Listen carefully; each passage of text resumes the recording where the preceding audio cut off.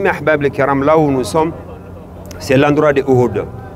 Il y a des endroits où il y a quelques endroits qu'il faut voir. Premier, la mosquée maintenant, si on dit la mosquée. Vous savez, l'époque des prophètes, il n'y avait pas la mosquée ici. Mais c'était l'endroit que le prophète sallam, lui, il était là. Les jours de Uhud. Il était positionné, le prophète sallam, l'endroit de la mosquée. Ce n'était pas la mosquée à l'époque. Mais là, maintenant, la mosquée s'est construite. Également, le cimetière que vous voyez en face aussi, là où il y a les 70 martyrs. On a montré, il y a deux tombes qu'on a montrées. Par là, ici, on a dit, c'est là-bas, Wallahu alam, qu'il y a Hamza, Mus'ab, ils sont trois enterrés là-bas. Et là où il est, l'autre côté, là où on a commencé là-bas, les 70, les restes, ils sont là-bas. Et il y a des riwayats aussi, il y a les cimetières là-bas, derrière aussi. Là-bas, il y a des personnes qui sont enterrées là-bas. Mais le plus important, Barakallah fik. It's finished, il faut chercher des monnaies. My money is finished, il faut chercher. Et des endroits qu'il ne faut pas oublier surtout. Donc on a dit l'endroit que les prophètes étaient positionnés. Et là où quand même ils ont commencé à attaquer, c'était là, l'endroit de bataille, c'est là-bas. Et les 50 martyrs, c'était ici. Le prophète il a dit les 50 restaient là. Abdullah ibn Jubair, c'est lui, il était le responsable avec les flèches. Il a dit quoi qu'il arrive, vous restez là, quoi qu'il arrive. Ne descendez pas. Et il y a des vallées que vous voyez aussi. Ça, surtout, c'est important de savoir. Parce que c'est là-bas, Khalid ibn Walid, c'est là-bas, parce que lui, il a observé. Lui, il a su que le prophète, sallallahu alayhi wa sallam, il a laissé 50 ici, c'est pas pour rien. Donc, et il rentrait par l'autre côté de voir si est-ce qu'il arrive à passer par là, parce que le prophète, il était là. Les 50, ils sont là. Si on arrive à passer par là derrière, il y a des vallées que j'ai dit, regardez, c'était ce chemin. Donc là, lui, il a voulu passer par là-bas pour attaquer le musulman. Mais quand il avait les 50, il a dit, ah, c'est pas pour rien qu'ils sont là. Donc le prophète sallallahu alayhi wa sallam, c'est pas pour rien aussi, il a dit, vous restez là, quoi qu'il arrive. Mais vous savez, chaque fois, on répète ça ici tout le temps. Chaque fois, s'il y a des désobéissances du prophète sallallahu alayhi wa sallam, ça ne va pas. Les conséquences derrière aussi, c'est immense. Donc, c'est pour cela c'est important d'écouter le prophète sallallahu alayhi wa sallam. Parce que si lui nous dit de s'arrêter là, ce n'est pas lui qui dit, c'est le Seigneur qui nous demande. Parce que, comme Allah nous a dit dans Surat Al-Najm, il ne parle pas par sa patience. Ce n'est pas comme nous. Nous, on parle souvent, voilà. Mais si le prophète sallallahu alayhi wa sallam parle, c'est des révélations qu'Allah lui dit, subhanahu wa ta'ala. Donc, lorsqu'ils ont constaté que les musulmans en haut, ils ont vu que les Mekwa commençaient à fuir. Et il dit, maintenant on a gagné. On a gagné, mais là, c'était des erreurs. Parce qu'il faut écouter le prophète sallallahu alayhi wa sallam. Parce que si on n'écoute pas toujours, ça ramène des problèmes. Lorsqu'il commence à descendre maintenant, Khalid par derrière. C'est là où il est passé par derrière pour attaquer en haut.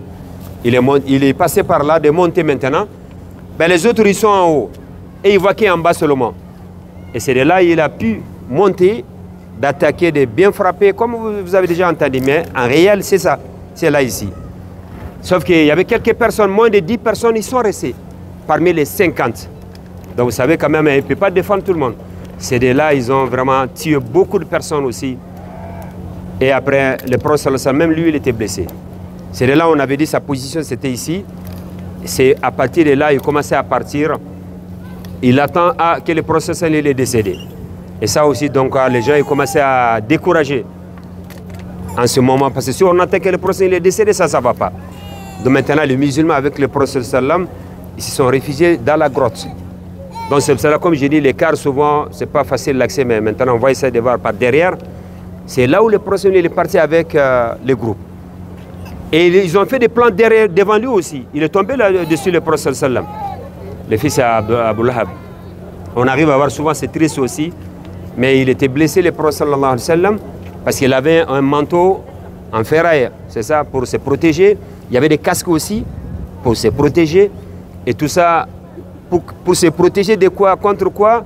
Des flèches ou des balles. Bon, il n'y avait pas de balles, flèches et quoi? Mais si on arrive à entendre maintenant qu'il y a déjà Modin Talboulaye, Issa Ngolini, Awa, Merental Loro. Or, Faris sallallahu alayhi wa sallam, à quel mantonia ya, mere, nous non kanagararon, nous couberons kakoya. Alors, Yonko Lankou ne bien gagné, c'était pareil. Donc, le processus, il a mis ça pour se protéger. grâce à Allah subhanahu wa ta'ala. Ça montre qu'on a la possibilité de se soigner si on est malade. Comme il a fait le prophète sallallahu alayhi wa sallam. Et quand il est parti, ils ont suivi les musulmans. On sait quand même, ils étaient déterminés, les Mekwa, pour massacrer. Parce qu'ici, c'était 3e année de l'Hégire après Badr. Inch'Allah, demain, nous irons à Badr, vu que là-bas, c'était mal passé pour eux, ils se sont venus ici pour se venger. Et c'est le nombre exact que c'était passé.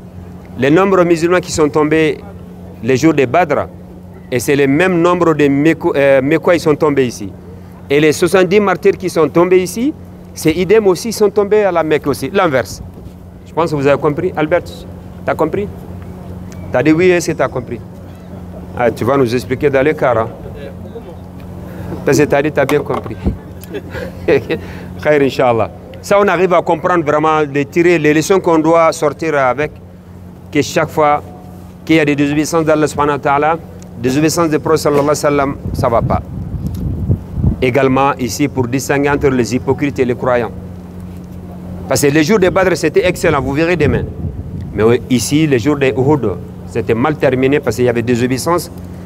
Et il faut savoir que le nombre de musulmans, ils étaient peu. Les Mekwa, ils étaient 3000. 3000. Et les musulmans, c'était 1000 personnes. Et ces 1000, les chefs des hypocrites, Abdullah ibn Ubay ibn Salul, lui, il a pu détourner 300 avec lui, ils se sont retournés à Médine. Alors il reste combien? Combien? 700. Alors 700 contre combien? Hein? 3000. Mais alhamdulillah, même avec tout ça, le prophète sallam, il a fait des plans. Parce que vous voyez ici, c'est ouvert, mais ce n'était pas ouvert comme ça, c'était serré. Parce que s'il y a des batailles, imagine 3000 personnes, et l'autre côté aussi, il n'y a que 700 personnes. Là, tout de suite, on arrive à dire, ben, c'est facile, on va essayer de terminer le travail directement.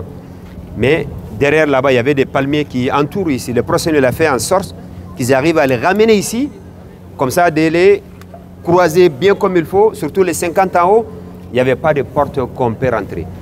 Et ce qu'il faut retenir aussi qu'à la Mecque, à Médine ici, il y avait seul endroit qu'il y avait la possibilité de rentrer, surtout si il y a des armées qui viennent. C'était uniquement par là. Les autres endroits, c'était des endroits volcaniques. Uniquement sur le bataille, pour le bataille. Si les gens souhaitent rentrer, donc là, ce n'était pas possible. Donc ils ont fait tout maintenant pour rentrer par là. Et c'est pour cela que le prophète il a pu serrer l'équipe ici, lui-même là-bas, les 50 ici. Et alhamdulillah, donc c'était passé là-bas. Donc c'est pour cela que les martyrs, ils sont enterrés là-bas, comme on a expliqué, mais à la base, ce n'était pas là. C'est après, ils ont enterré là, là. On demande qu'Allah nous fait comprendre surtout. Les grillages, ce n'est pas pour chercher des baraques à rien du tout, mais surtout pour méditer et réfléchir, la réflexion, bi'idhnillah. Hada wa sallallahu ala nabiyyina Muhammadin wa alihi wa sahbihi ajma'in wa alhamdulillahi rabbil alamin.